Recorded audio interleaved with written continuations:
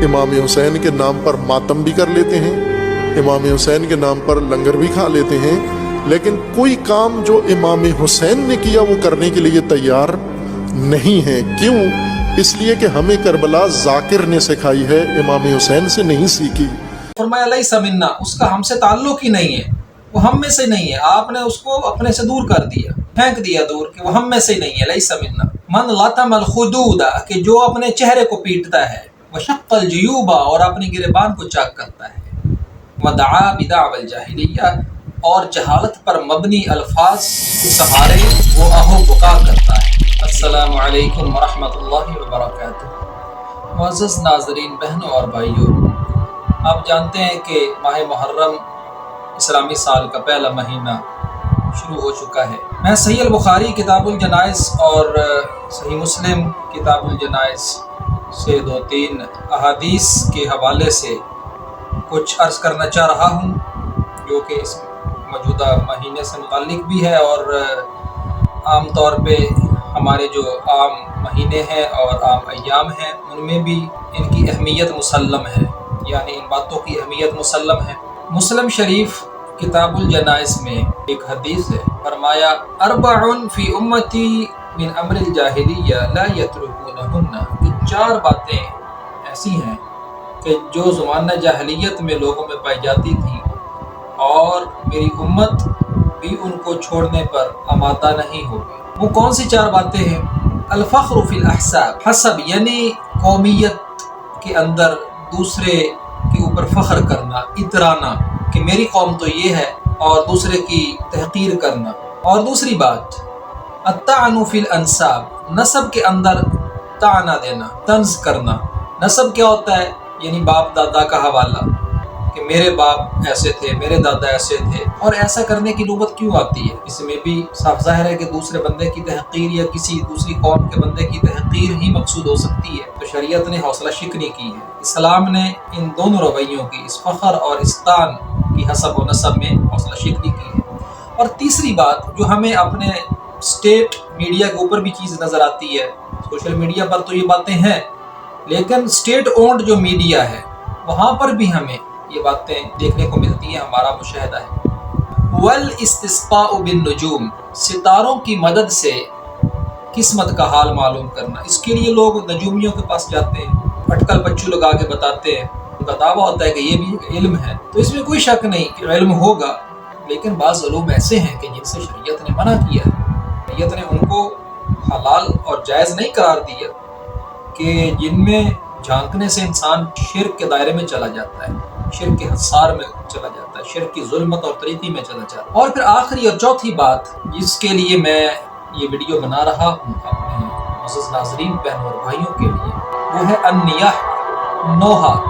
ये जो नौहा होता है, ये क्या होता है, इस पे बाद में बात करते हैं। पहले नौहा करना जो है अक्सर ख़वातीन में पाया जाता है, तो नौहा करने वालियाँ जो हैं, नौहा करने वाले, उनके बारे में क्या वाइद है। अन्नाइहतु इज़ा लम ततूब क़ब्ल मौतिहा, कि अगर नौहा करने वाली खातून मरने से पहले अपने इस नौहे वाले रवैये से तौबा नहीं करेगी, क़ामू यौमल क़ियामह, तो अल्लाह तबारक व तआला क़यामत के दिन उसको खड़ा करेंगे, और अलैहा सिरबाल मिन क़ातिरान, उसके ऊपर तारकोल का कमीस होगा जो उसको पहनाया जाएगा, व दिरउ मिन जर्ब, और खारिश, जर्ब खारिश, खारिश बाज़ कहते हैं कि शलवार होगी या लिबास होगा जो उसको पहनाया जाएगा। आप अंदाज़ा कीजिए, तारकोल और खारिश, इसका अगर लिबास इंसान पहन ले, ये इंसान को ऐसा लिबास पहन के इस कफील से दो चार होना पड़े। अब हम आते हैं कि दूसरी वाइद, और ये नौहा क्या होता है। बुखारी किताबुल जनाइज़ में रकम है ये हदीस, कि नबी अलैहिस्सलातु वस्सलाम ने फरमाया लैसा मिन्ना, उसका हमसे ताल्लुक ही नहीं है,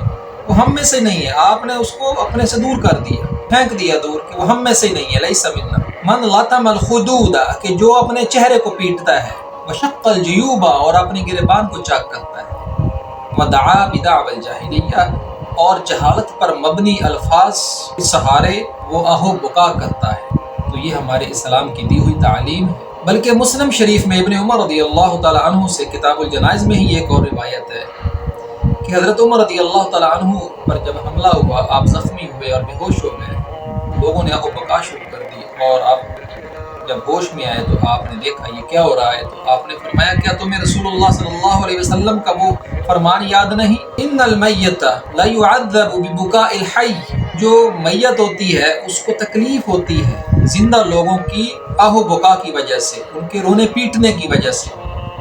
اب یہ معاملہ برزخ کا ہے، اللہ رب العالمین بہتر جانتے ہیں، لیکن ہم جس کے لیے رو پیٹ رہے ہیں کیا اس کو بھی اس کا فائدہ ہو رہا ہے؟ اگر اسی کو ہم تکلیف دے رہے ہیں پھر ہمیں چاہیے کہ ہم گریز کریں۔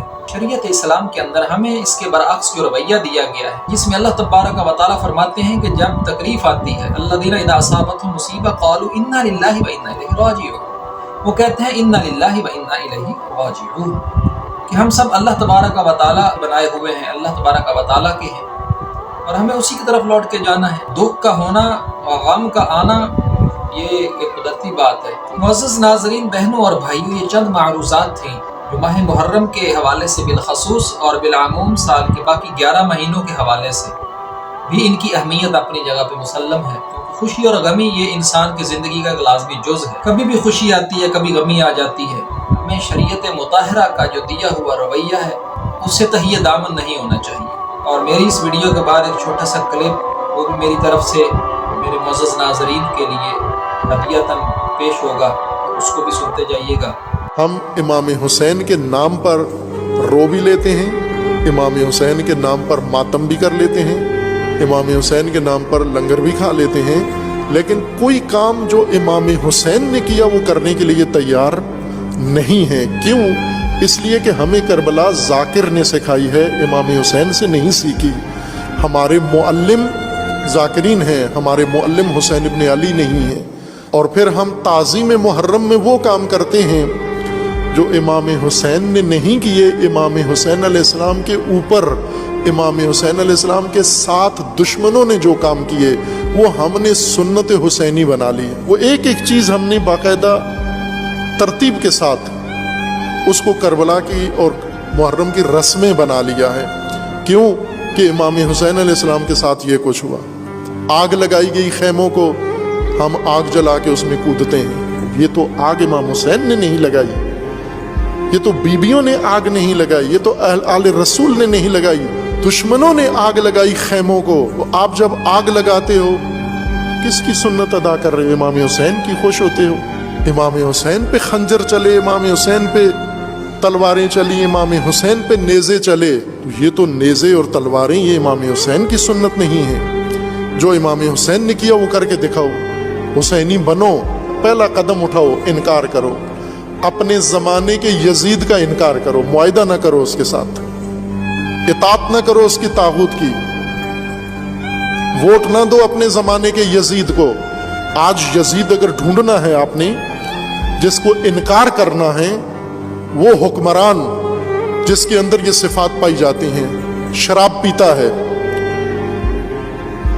نفس محترمہ کا قاتل ہے، دہشت گردوں کا ساتھی ہے، قاتلین کا حامی ہے، شہید سلیمانی کے قاتل کو مبارک دیتا ہے، اب ایسے حکمرانوں کے ساتھ کیا کرو؟ امام حسین اگر ذاکروں سے نہ سنا ہوتا، تاجروں سے نہ سنا ہوتا، حسین ابن علی سے سنا ہوتا تو پہلا کام ان کا انکار کرتے۔ یزید جیسے تو موجود ہیں، حسین جیسے کہاں ہیں جو آج کے طاغوتوں اور یزیدوں کو کہیں لا ابایع، میں بیعت نہیں کرتا، میں ان کی اطاعت نہیں کرتا، میں ان کے سسٹم کا حصہ نہیں بنتا، میں ان کے سامنے نہیں جھکتا۔ یہ پہلا قدم ہے قیام امام حسین علیہ الصلوۃ والسلام کا۔